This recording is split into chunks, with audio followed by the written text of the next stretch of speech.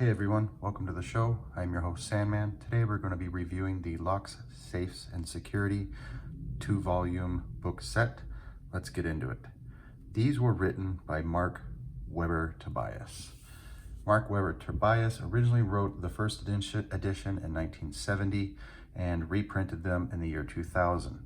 These are essentially 2 inches each encyclopedia versions of everything that you need to know about covert entry, bypass entry, destructive entry, forensic locksmithing, and safe entry techniques.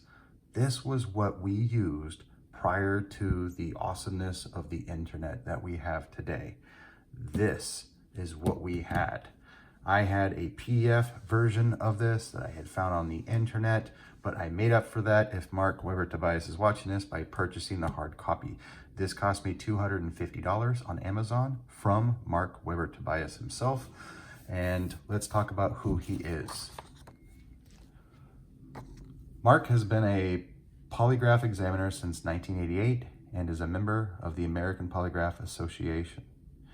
He is the president and lead attorney of investigative law offices and security laboratories. He has 10 patents and that have been granted by the U.S. Patent Office to himself. He has a patent on the PC Guardian laptop lock patent, the VingCard hotel lock decoder, the Club vehicle anti-theft device. This dude invented the Club. I have one in my garage. I keep one in my vehicle. The guy invented the Club. He has a patent on the Medico ARX programmable security pin, the B1 Medico ARX Pin 2, the Medico process patent for code setting keys, magnetically repelling lock assembly, the systems and methods for initiating immediate data erasure on a device, the B1 systems and methods for initiating immediate data erasure on a device, the lock pin rotational position setting key and method of use, which is a Medico decoder. Mark has lectured at the annual DEF CON Hacker and Security Conference for 9 years on physical security. He has also lectured throughout the world on security for law enforcement agencies, universities, and manufacturers. Mark has written several textbooks dealing with security, criminal law, law enforcement communications. He also writes a column for Forbes. He has traveled to more than 80 countries. He writes for Forbes.com. This is the holy grail of, in my opinion, all things locksport. That sounds pretty bold that I just said that. That sounds very bold that I just said this is the holy grail of locksport. What does this have to do with locksport? Well, locksport is the practice and hobby of picking locks as a form of competition. Locks are puzzles. We pick them for time. We pick them for difficulty. We collect locks. We collect the tools for bypassing or manipulating the key pins of the locks. Locksport is definitely its own animal and can be hard to define. And I look forward to other books that have their own interpretation of what locksport is. This was the original locksport. This goes into the history, the ongoings, just everything that has to do with locks, high security locks, and key impressioning, just everything. This isn't just a locksmith manual. This is the methods of entry that people who do not have access to a security controlled system, this covers all of those things. Let's talk about the foreword and talk about the table of contents. Let's read a foreword here really quick. This is by Brockman C. Self. 28 years ago, when I was beginning my career as a special agent of the FBI, I read the first edition of this book and attended a class that the author taught on lockpicking and impressioning. Since that time, I have maintained close contact with the author. Until my retirement in 1999, I have had an occasion to work many cases involving the theft of physical assets and information. The compromise of locks, safes, and security systems was always a concern, especially when involving classified information or theft of critical components. A veil of secrecy has always cloaked information regarding covert methods of entry involving locks and safes. The locksmith community jealously guards their techniques, even to law enforcement. Manufacturers likewise will rarely disclose design defects that permit their products to be bypassed, especially high security devices. Yet, there is a real need for this knowledge by criminal investigators. forensic examiners, and intelligence agencies so that they may perform their tasks competently. Many high-level investigations involve the surreptitious compromise of security hardware. Without a detailed understanding of locks and safes, anyone that is charged with the responsibility of reaching a valid case solution is hampered in their efforts. The detailed treatment by the author in the second edition of Lock, Safes, and Security offers an unprecedented insight into these subjects. Mark Tobias describes all the primary locking mechanisms, why they work, and how they are bypassed. I found particularly valuable the forensics section that describes the analysis of locks, safes, and security systems for bypass. The detailed checklists that are presented will prove essential for use during any investigation regarding potential surreptitious entry. The chapters dealing with picking, impressioning, and decoding tools and techniques provide a global perspective of the incredible array of tools, techniques, and are now available for compromise of the highest security locks and safes. We'll stop there. Let's take a look at this other Ford. Many investigators involve the compromise of locks and safes. Although there are a few forensic locksmiths, most crime laboratories and investigators do not have the background or expertise to conduct such inquiries. There have been several publications on the subject of locks, safes, and their forensic examination. One of them was the first edition, Lock, Safes, and Security, in 1971. I read and used in my practice this book, which was called The Bible of Lock Examination by Forensic Examiners. For the last 2 decades, no comprehensive international treatise on locks and safes has been specifically written for law enforcement and government agencies until the second edition of Locks, Safes, and Security. This book is important for criminal investigators, forensic examiners, insurance agents, and security professionals in order to understand how locks work, how they can be compromised, and if they were bypassed. Let's move to the table of contents. I'm so happy. Let's talk about this. The first edition of this book was published in 1970. At the time, high security had a very different meaning in terms of specifications, technology, and international standards. Today, the world of locks, safes, and security is indeed complicated, offering a wide array of products to meet virtually every requirement. The second edition brings together all of the disciplines that are encompassed and contemplated by the term security. Hopefully, it is a comprehensive work that will provide valuable reference information to its intended primary audience, the law enforcement and intelligence community. The author has attempted to present extremely detailed theoretical and practical information in order to facilitate a thorough understanding of complex subject matter. While the first edition covered many topics in summary fashion, this revised work examines each facet of the subject in extensive and, when required, intricate detail. Extensive supplementary materials have been provided in the LSS CD-ROM and at the http://www.security.org, the website maintained by the author. The CD-ROM offers an extremely sophisticated index of topics, terms, and concepts in order to allow the reader to locate all available information regarding specific topic and related topics. So, how did I first learn about this book? And it was the LSS Plus, and the LSS Plus Government Edition. In 2009, I started picking locks 2007. 2009, I got into locksport. There was a community of lockpickers online, and they had assimilated a very vast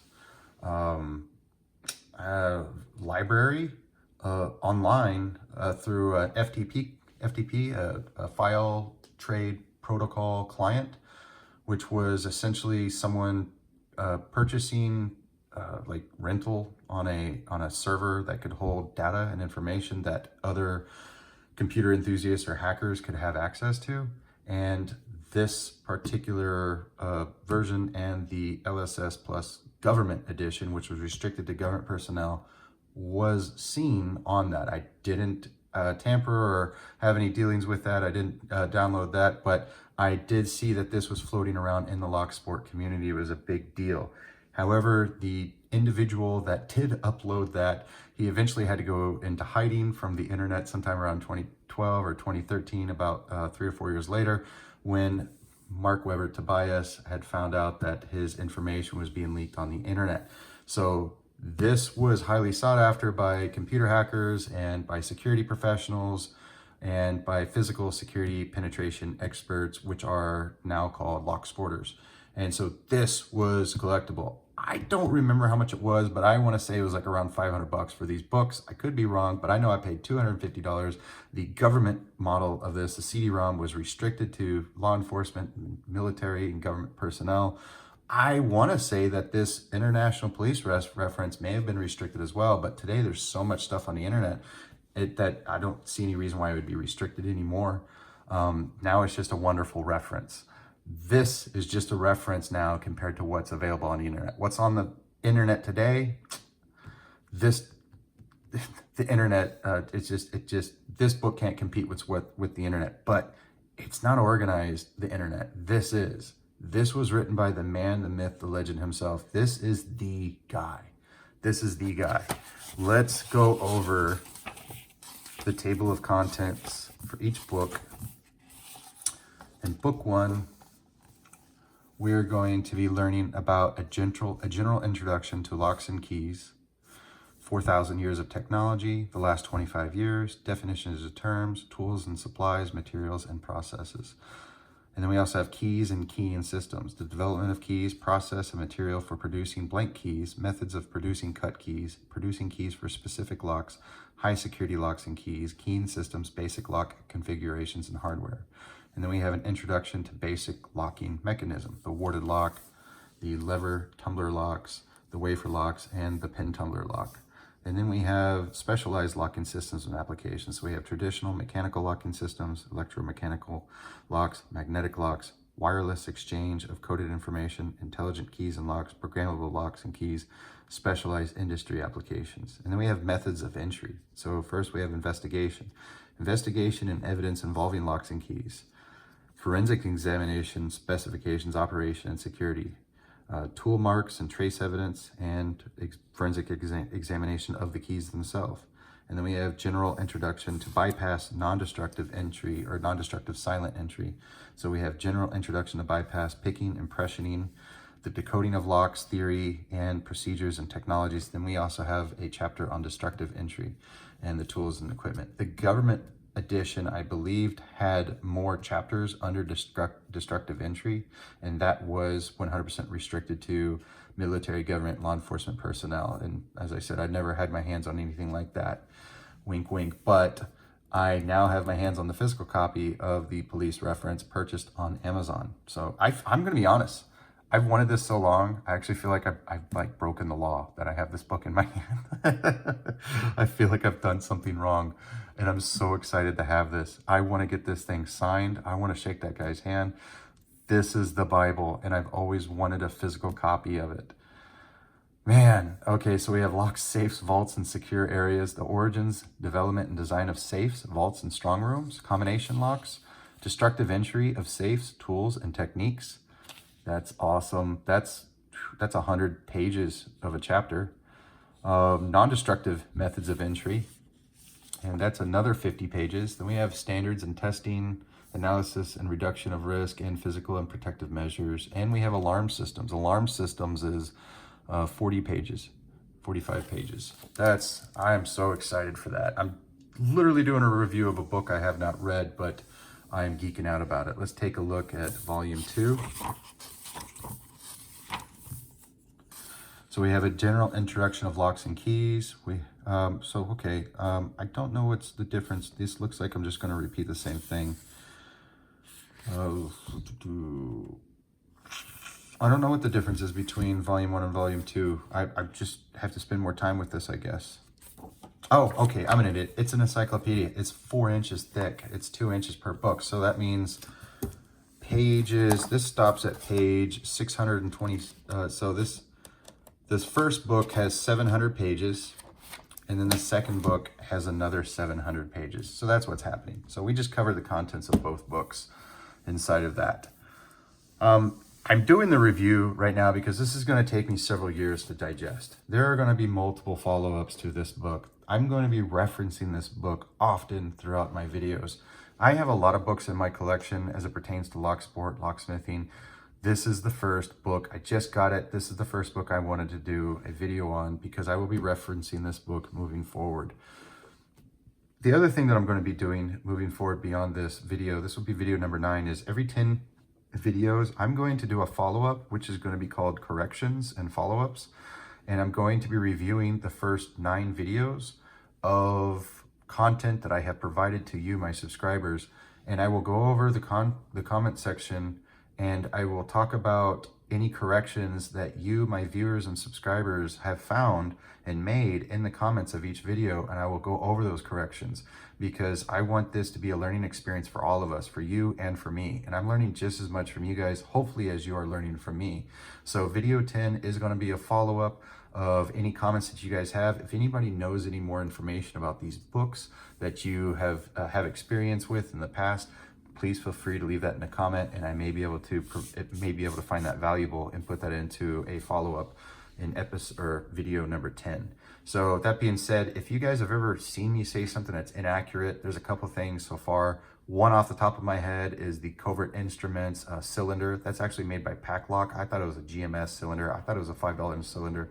No, that's a Paclock cylinder, and Paclock makes the best locks, in my opinion, in North America, if not the world. So I will be doing a follow-up on little things like that where I did inaccuracies on some things, and stay tuned for that. This book is so exciting. I would highly recommend, if you can get your hands on this, just spend the money, get it. This book has not been, it was last published in 2000, so this is probably the remnants of it. I don't know if they're still printing these, but it hasn't been updated in 20 years. Please consider buying this. This is gold, and I can't wait to learn from it, read from it every day. It's going to take me years to digest it, and I look forward to sharing it all with you in the future. Thank you all so much for watching. Please like and subscribe, and I'll catch you all next time.